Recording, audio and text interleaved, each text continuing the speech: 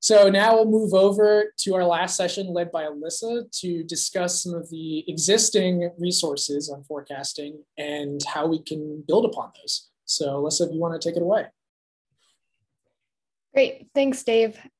So to end the day, I just wanted to briefly highlight some resources that EFI has already put together for people interested in getting started in forecasting or people who are forecasters and just want access to some additional resources.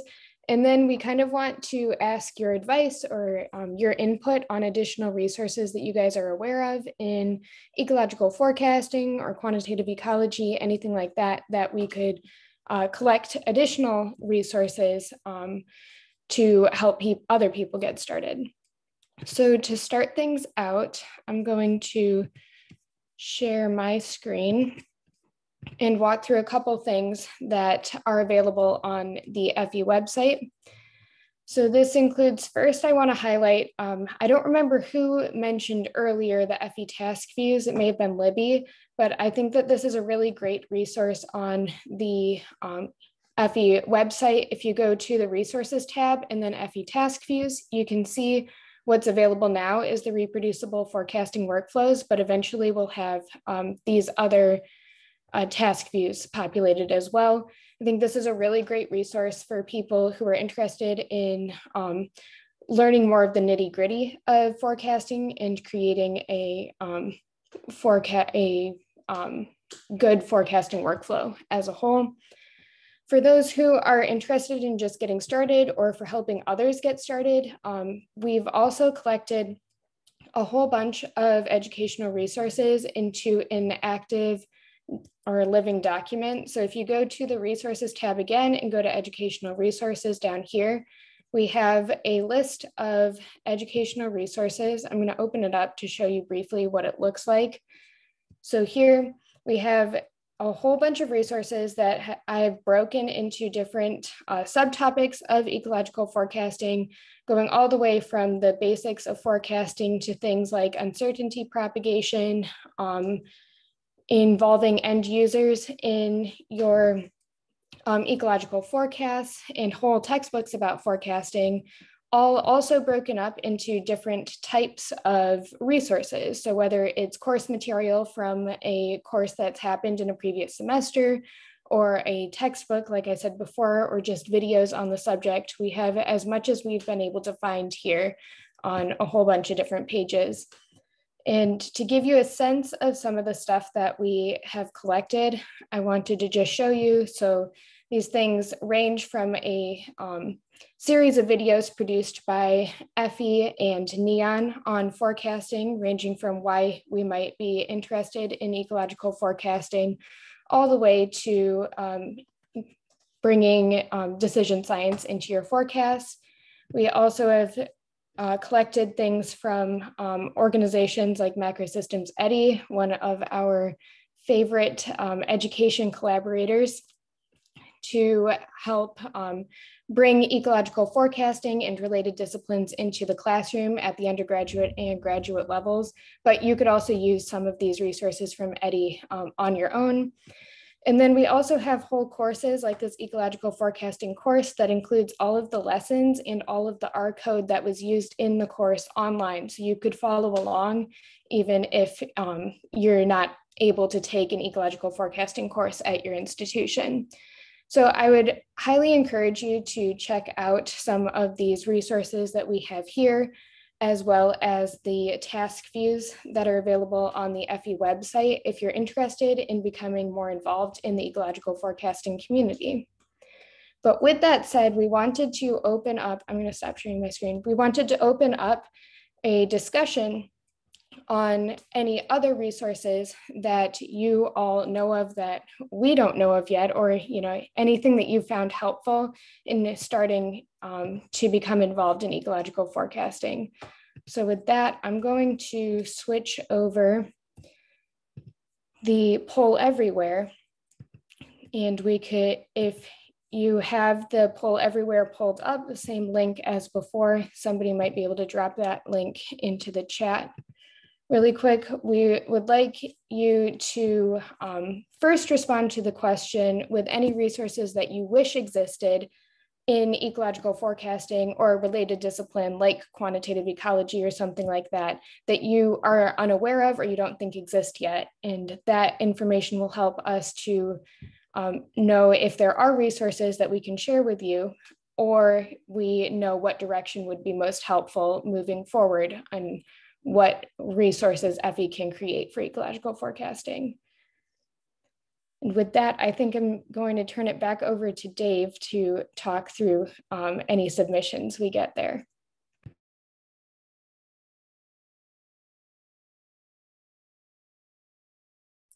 Yeah, well, we're letting those come in right now. In the Goto Resources that we mentioned or we provided for the workshop, there are some of the links to some of the web pages and other resources that Alyssa highlighted. And so that'll be a nice starting point for you all to help navigate these things. In particular, I've found the YouTube videos that Alyssa highlighted. That playlist is phenomenal because they're a series of real experts in the field, including Alyssa and Mike, have put together a lot of work for that lecture series, and it basically functions as participating in a class, which is really quite great. I'm seeing on the poll everywhere that there's been a few suggestions on communicating uncertainty in forecasts. That's an excellent example, and I think in the EDI macro systems page that Alyssa mentioned earlier, there's this great module on visualizing uncertainty when communicating to the public or to stakeholders, both for your best predictions as well as, you know, how do we as researchers help incorporate our understanding of uncertainty when visualizing or talking about our forecasts. So I'd really suggest taking a look at that module. It's really helpful. There's this amazing Shiny app associated with it. So that'd be a good point on communicating uncertainty. I noticed that I believe it's Ceres posted in the chat about the Spades family of R packages, which I personally have not heard of. So I'm gonna have to take a look at that, which mentions model development for reproducible workflows. And so it's also included a nice tutorial on that R package. Someone made a good point on the poll everywhere about there being a lot of resources in R. And not as many for other coding languages such as Python and Julia. So for those of you here right now that are active Python and Julia coders, if you would be able to either add in the chat or in the poll everywhere some suggestions that you have that come to mind when forecasting using these other languages.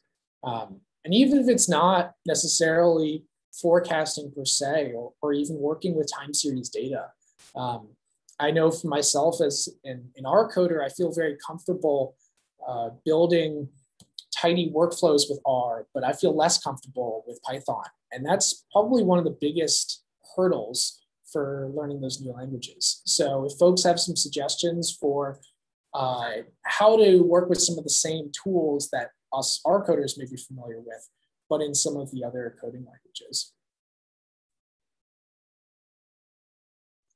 And there has been talk within EFISA from a couple members of leading a tutorial on Julia, I believe. So if that is something you're interested in, make sure to kind of follow up with us and stay tuned for future EFISA. That would probably be one of our monthly meetings, which we continue kind of throughout the year. Yeah, and to provide some further insight on why we hope to build elicit these resources is we hope, as Alyssa was discussing, to provide this publicly available on the EFI website, but also as the EFI Student Association, one of the things we have been doing and hope to continue with our monthly meetings and our collaborations is to work on skill building. So if we can identify what are the biggest choke points for those in this workshop in order to get more involved with forecasting, then we're going to work to try to provide a quick tutorial in order to learn those exact skills. So if there's something that you feel has really been a choke point, in getting involved with this, we want to be responsive to that.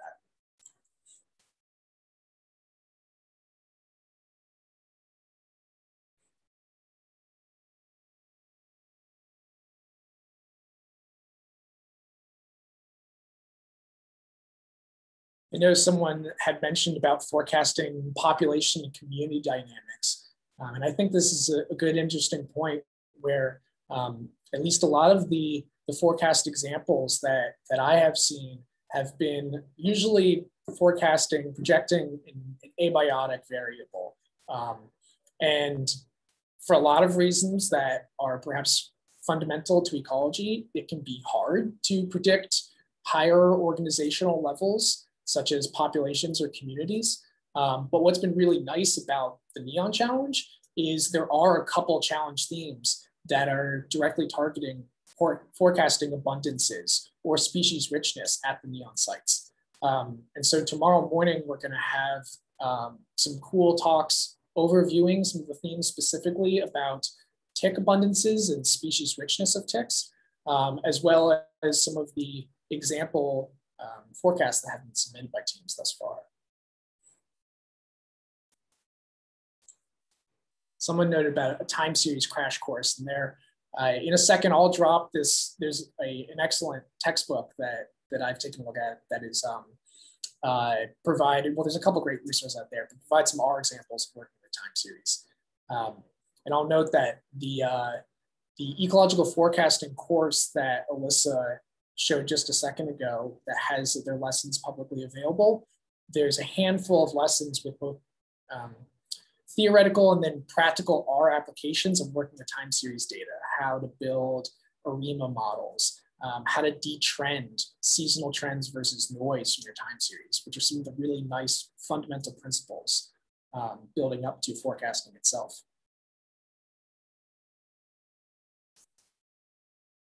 Yeah, Alyssa, thank you for dropping that textbook in the chat.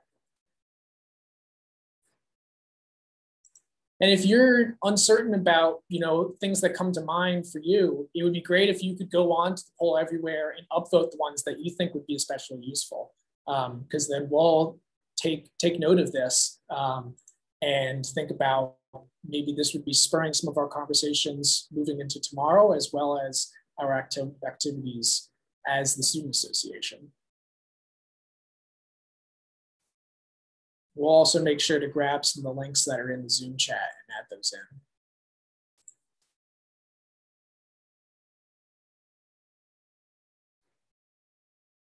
in. Someone was asking for a tutorial with working with netcdf files in R. And there's a couple really nice R packages. TidyNC comes to mind for me. For those that are familiar with dplyr and the other tidyverse packages, it provides the syntax of using pipes much in the ways that you might use in the dplyr package. I'll also mention that maybe some of you are familiar with the raster package. There's an updated package also by Robert Heemans called Terra, which has all of the same functions as the raster package, but it's faster. And it also can handle netcdf files. You can import it as a raster file or as a raster stack and use a lot of the same functions that you're probably already familiar with the raster package. So check out TidyNC and also the Terra, the R packages. We'll probably give this a couple more minutes. Looks like we have about 8 minutes left in the day. And I believe Whitney will have some concluding thoughts, and then also we'll be chatting a little bit about the breakout rooms tomorrow. Whitney, do you want to mention that, or should I mention that briefly? Go for it, Dave. Okay. So of the activities we have on our agenda for day 2, one of the last session of the day will be a handful of breakout rooms where we'll be building upon some of the things we've targeted today in order to identify what should be the projects and initiatives that the FE Student Association should be most involved with moving forward. So if someone might be able to drop the link to the Google Drive, Perfect, Whitney just did that. So for tomorrow, we're gonna have 3 themes of breakout discussions. One on communications. So how can we improve communications within the Ecological Forecasting Initiative, as well as broadcast what's going on to those that might be interested in getting involved. And so on that Google Doc, there's some examples already of some things we have been thinking about thus far. There's also 2 other breakout themes on education resources. So how can we take this list and make it most available, or what are some targeted things to work on? And then finally, community building. How can the Student Association best make itself available to you? So what we're hoping for is between today and the beginning of tomorrow's workshop and this session tomorrow, we're really hoping for a couple of you to spend just a few minutes taking a look at those 3 Google Docs, thinking about which conversation you would like to join. It's only going to be, I believe, about a 25-minute conversation. And what were some project ideas that you think that would be worthy for the Student Association to initiate, or something that you could see yourself getting involved or possibly leading? So take a look at that Google Drive. Think about which of these themes you would like to be part of the conversation tomorrow, as well as maybe jot down some ideas of what you would like to be discussing. And it's great that people are. Oh, sorry, Dave. No, I was great for people to continue to submit things to the poll everywhere. Whitney, go for it. Just regarding those breakout sessions in that Google Drive, if you have an idea that doesn't sort of fit into one of those categories, you can feel free to kind of make a new document in there, and we can facilitate having a breakout group for that. And I think it's really great to have. We have a lot of like new names and faces here, so this is an awesome opportunity to hear about some things that we might have not yet incorporated into our student meetings.